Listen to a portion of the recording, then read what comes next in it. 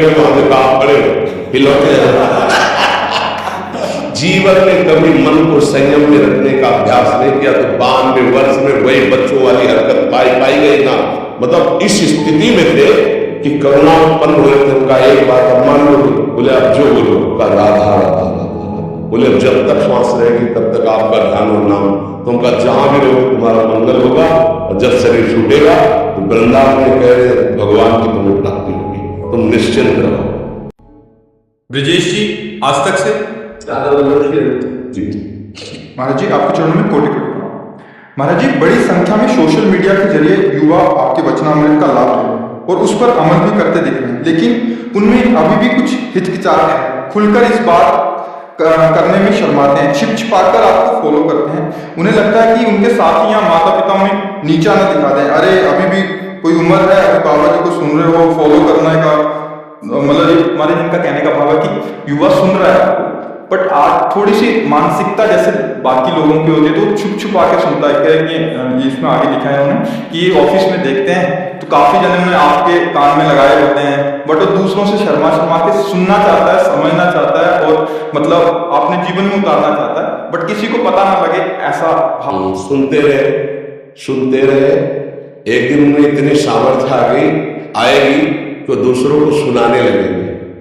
अभी छुपने दो, अभी चिंगारी गई है और आग जब भड़केगी तो ज्वाला अपने आप उदय हो जाएगी और ताल ठोक करके सबके सामने भागवतिक मार्ग में चलेंगे। सत्य का मार्ग छुपता नहीं, आग को कपड़ों से छुपाया नहीं जा सकता। हम सब भी ऐसे ही थे। हाँ, आग को कपड़े से छुपाया नहीं जा सकता।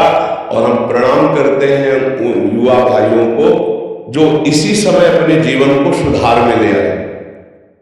ये अवस्था बर्बाद हो गई तो आप सच्ची मानो ये केवल नौटंकी नाटक भक्ति का बुढ़ापे में होता है, भजन नहीं होता। हमारी बात को पकड़ लेना। जीवन में भजन का अभ्यास नहीं किया, जीवन में संयम का अभ्यास नहीं किया तो बुढ़ापे में नौटंकी होती, भजन नहीं होता है, उसका नाटक होता है। भजन करना कोई खिलवाड़ नहीं। जिंदगी में जवानी में बेविचार करते रहे, बहुत सी माताओं बहनों की तरफ गंदी दृष्टि रखते रहे और बुढ़ापे में सोचो कि भजन हो जाएगा, हमको करके दिखा दे कोई।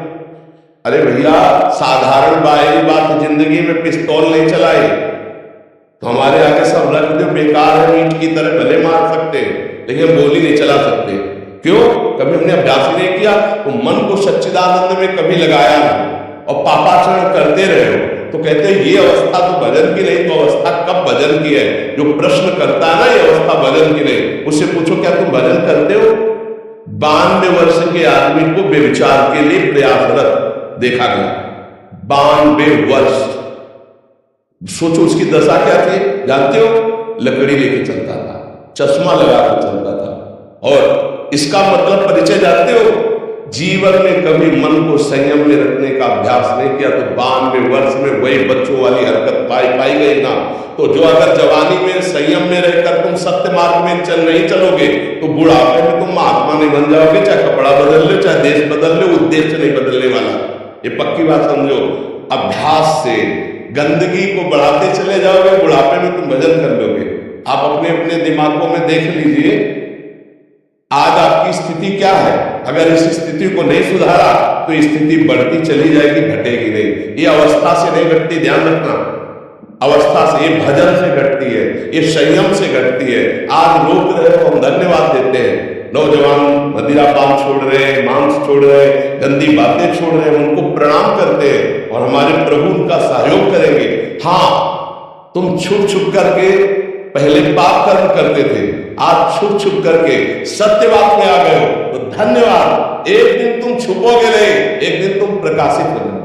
समझ रहे हो? महाराज कुछ मित्रों को प्रोत्साहित करता है काम छोड़ने के लिए और फिर ये व्यसन छोड़ने के लिए, तो कहते हैं जिंदगी में बचाए क्या फिर करने। हाँ, अभी जिंदगी को जीने के लिए उन्हें केवल इंद्रियों का विलास डाला है। चुप रहो। एक दिन जब इनको तमाशा लगेगा कर्म का तभी तुमसे खुद पूछेंगे कि छोड़कर जिंदगी में जीने के लिए कोई और रास्ता है कि नहीं है। चुप रहो। कैंसर ऐसे फैल रहा है जैसे जुकाम और बुखार। ये किन कारणों से फैल रहा है? पापाचरणों से। पापाचरण बढ़ता चला जा रहा है तो पाप का आचरण रोग, नाना प्रकार के दुख, क्लेश, अशांति के रूप में आता है। इनके बातों को मत सुनो जो इंद्रिय विलासिता में लगे। कितने दिन इसको खवा कर रख लोगे? कितने दिन तुम शराब पीकर अपने फेफड़े और लीवर को शुद्ध रख पाओगे? कितने दिन तुम व्यभिचार करके पुरुषत्व को स्थित कर पाओगे? काल के एक तमाचा में मिट्टी में मिल जाओगे। फिर तुम्हारे जीवन का फल क्या रहा? जी रहे हो, धन कमा रहे हो, किसके लिए? भोग भोगने के लिए। और भोग भोग कर जी किसके लिए रहे हो? भोगने के लिए। बस एक ही क्रम। जीने का उद्देश्य मानव जीवन का धर्म है, सत्य है, राष्ट्र है, भगवान है। ये कहां उच्च विचार रह गए? क्यों? केवल इंद्रियों के गुलाम बन गए। शराब पीना, व्यभिचार करना, मांस खाना कर लो। एक समय आएगा, मन पछताई है, अवसर बीते, जब समय चूक जाएगा तब तुम्हारे सुधरने के चांस नहीं होंगे और फिर तुम्हें दुर्गति भोगनी होगी। ऐसे मूढ़ पुरुषों को कभी भी अपना मित्र नहीं बनाना चाहिए। जो हमारे सतमार्ग की बात नहीं सुनते हैं वो बेचारे हैं, हमें उनकी बात नहीं माननी और उनका संग नहीं करना। नहीं, संग का रंग चढ़ता है पक्का। यदि तुम में इस कोटि का भजन है तो उनका परिवर्तन हो जाएगा, नहीं तुम्हारे भजन में विक्षेप पड़ जाएगा। सुनो इनकी बातें। बातुल भूष विवत मतवारे तेले बोले बचल विचारे तिनकर कहा सुनी नहीं गाना। एक सज्जन आए थे, वो कह रहे थे कि तुम कोई भूत रखते हो क्या महात्मा जी? बोले क्लब जाते थे और सब करते थे, पता नहीं कौन सा भूत छोड़ दिया है कि हम आ जाते हुए ऐसा भय लगता है कि आपने मना किया है, आपने ये मना किया है, आपने ये मना किया है। चैन से जी नहीं पा रहे जब से तुम्हें सुना, पता नहीं कौन सा भूत छोड़ दिया हमारे दिमाग में। तो एक कह रहे थे कि बहुत हिम्मत करके फिर शराब के ठेके में वहां देखा आप पड़े फिर लौटे। तो अगर वो उपहास करने के लिए भी यहां आ जाए कि देखते हैं बाबा, तो परिवर्तन होता है। वो उपहास के लिए अगर सुनना शुरू कर दे कि हम मानेंगे तो नहीं, पर कहते क्या बाबा हम सुन ले, तो भूत चढ़ जाएगा, पक्का चढ़ जाएगा दिमाग। परसों आए थे, हमने सोचा क्या ढोंग चल रहा है। हाँ और कह रहे कि एक बार सुना फिर तो सुनते रह गए और नाम जब छू कि हमारे जो हृदय से प्रभु निकलवाते हैं ना, वो केवल मंगल के लिए, आपके मंगल के लिए। आपसे हमें कुछ नहीं चाहिए, सच्ची मानना। हमारा हृदय बस यही रहता है कि जाते जाते पता नहीं कब जाना हो जाए, डायलिसिस से शरीर चलता है, जाते जाते हमारे देश को कुछ मिल जाए, हमारी जनता को कुछ मिल जाए और वो स्वस्थ हो जाए, वो विचारवान हो जाए, उनका मंगल हो जाए। अब दीपक में जितनी सामर्थ्य उतना ही जलेगा, हाइड्रोजन में जितना प्रकाश उतना ही करेगा, सूर्य में जितनी ताकत है उतना प्रकाश करे। सब अपनी अपनी क्षमता के अनुसार करते हैं। तो ये भागवतिक क्षमता है जो आप लोगों को परिवर्तित कर रही। भगवान निमित्त बना रहे इधर और काम स्वयं वो कर रहे हैं। और पक्का जो उपहास करते हैं उनका भी मंगल होगा, जो आप निंदा करते हैं उनका भी मंगल होगा। कल वो परिवर्तित होंगे, पक्का परिवर्तित। क्योंकि जब हम स्वार्थ रहित होकर के ये बात करेंगे ना, तो वो उनके ऊपर चढ़ जाएंगे, उनका मंगल करेगी, ऐसी घटना घटेगी। वो एक बात मान लो, पक्का समझना। एक अनुभव की बात बता रहे कि एक डॉक्टर थे, अमेरिका से पढ़ के आए थे और वो कभी भक्ति सिद्धांत सब जानते नहीं थे, तो सदैव निंदा करते थे संतों की। उनको समझ नहीं थी ना, उनको लग रहा था कि ऐसा भगवान और संत उनके लिए कुछ नहीं ऐसा, क्योंकि पढ़े लिखे वैज्ञानिक डॉक्टर तो कोई मालूम। एक बार उनको समझाया गया कि आपको जो ज्ञान प्राप्त हुआ वो भी भगवान की कृपा से प्राप्त हुआ। आप जो अच्छे डॉक्टर हैं, आपको जो अंगों का शल्य क्रिया के द्वारा, ऑपरेशन के द्वारा पुनः जीवन प्रदान करना, ये भगवान की कृपा से आपको, वो किसी भी तरह तार्किक पुरुष किसी भी तरह नहीं बनता है। अचानक घटना घटी, एक्सीडेंट हुआ और उन्हीं की मेरुदंड टूट गई। और वो ऐसा सिस्टम है कि पूरा जीवन बर्बाद हो गया। एम्बुलेंस में लद के उन्होंने इच्छा जताई थी एक बार बाबा से हमें मिला दो, तो हितधाम में थे, एम्बुलेंस में वो नहीं आ पाए, रोड तक वो आए, रोड तक हम गए निकल के, रो रहे थे और कह रहे थे है भगवान को मुझे बचा ले। अब मतलब इस स्थिति में थे कि करुणा उत्पन्न हो रहे थे। उनका एक बात अब मान लोगे? बोले अब जो बोलो का राधा राधा राधा राधा। बोले अब जब तक श्वास रहेगी तब तक आपका ध्यान और नाम, तुमका जहां भी रहोगे तुम्हारा मंगल होगा। और जब शरीर छूटेगा तो वृंदावन में कह रहे भगवान की तुम्हें प्राप्ति होगी, तुम निश्चिंत रहो। बस सह लो, ये कोई प्रारब्ध भोग था और तुम्हारा परिवर्तन इसी से होना था। तो जब कोई ज्यादा उद्दंडता करता है तो फिर उनका प्रारब्ध भोग उनको उत्तर दे देता है, समझाने की योग्यता प्रदान कर देता है। जब तक बल रहा गजेंद्र में भगवान को याद नहीं किया, जब जाना कि एक ही झटके में बुरा ले जाएगा तुम्हारी, तो जब तक अहंकारी को चोट नहीं पहुंचती अहंकार में, तब तक वो भगवान और संतों को नहीं मानता। और जब एक बार उस पर प्रहार होता तब उसको समझ में आता है कोई भगवान है, कोई है जो विश्व का विधाता है। इसलिए आप लोग तो ये उनकी बातों में प्रभावित मत होना और उनकी चिंता भी मत करना, क्योंकि एक जगह ऐसी है जहां एक दिन सबको लौट के आना पड़ेगा। आज नहीं तो कल तुम्हारा दिमाग जब थकेगा और संकट में फंसेगा, तब तुम्हें नजर आएगा कि कोई है तो ईश्वर है, वो मुझे बचा सकता है। पक्की बात समझ लेना।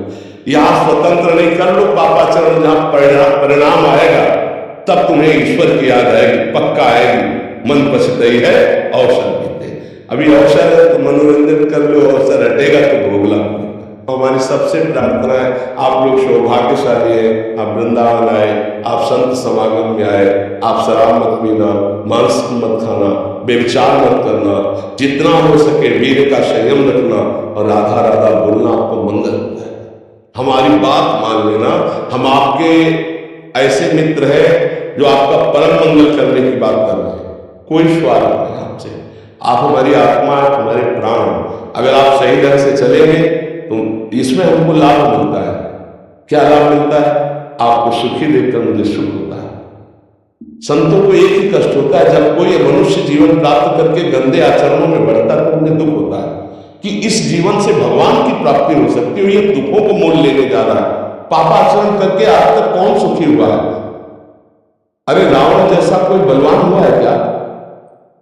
बंदर ऐसे अपने पैर से उसकी खोपड़ी में लात मारते जैसे फुटबॉल खेलता है। तब मंदोदरी ने जो जब दशा देखी तब कहा, राम विमुख असहाल तुम्हारा और रहा नुकुल रोवन हारा। वो दशा में जब चलता था, गाल में ठोक देता था, लोग के लोग कांप जाते थे आज उसके खोपड़ियों को।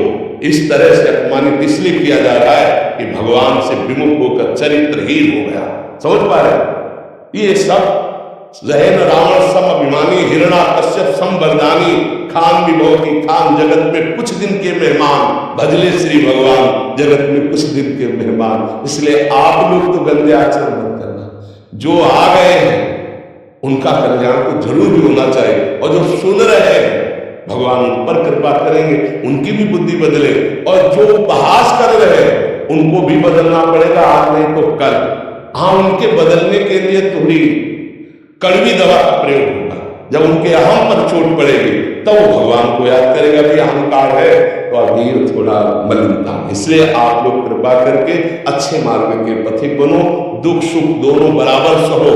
दुख में भूलो नहीं प्रभु को, शोकित मत हो, और सुख में भूलो नहीं, अहंकार मत करो, सह जाओ। संघर्ष में जीवन मानव का होता है, भगवान अवतार लेकर ये दिखाए हैं। ऐसा नहीं कि दुख आपके ऊपर आएगा और दूसरों के ऊपर नहीं आता। दुख सुख दोनों का क्रम चलता रहता है। तुम एक वीर बनो, दुखों को सहो और सुखों को ऐसे भूल मत जाओ कि अभिमान करके दूसरों को दुख देने लगो, तो कुछ दिनों में स्थिति आ जाए। हम भगवान के अंश है, हर स्थिति के प्राप्त करने के अधिकारी हैं। ये इसमें ये नहीं चलता स्त्री पुरुष जात पक्ष सब नहीं चलता। हम भगवान के अंश है, वही अंश है जो महात्माओं में है, वही आप में है। यदि आप उठे तो आप भी महात्मा बन जाएंगे, पैंट शर्ट पहने हुए। आपको ऐसा जीवन हो जाएगा जगत मंगल करने वाला। इसलिए नशा मत करो, व्यभिचार मत करो, गंदे आचरण मत करो, अपने बुजुर्गों की सेवा करो। दीन पतित जहां तुम्हें ऐसा अवसर मिले कूद पड़ो, उनकी सेवा करो, भगवान प्रसन्न हो जाए।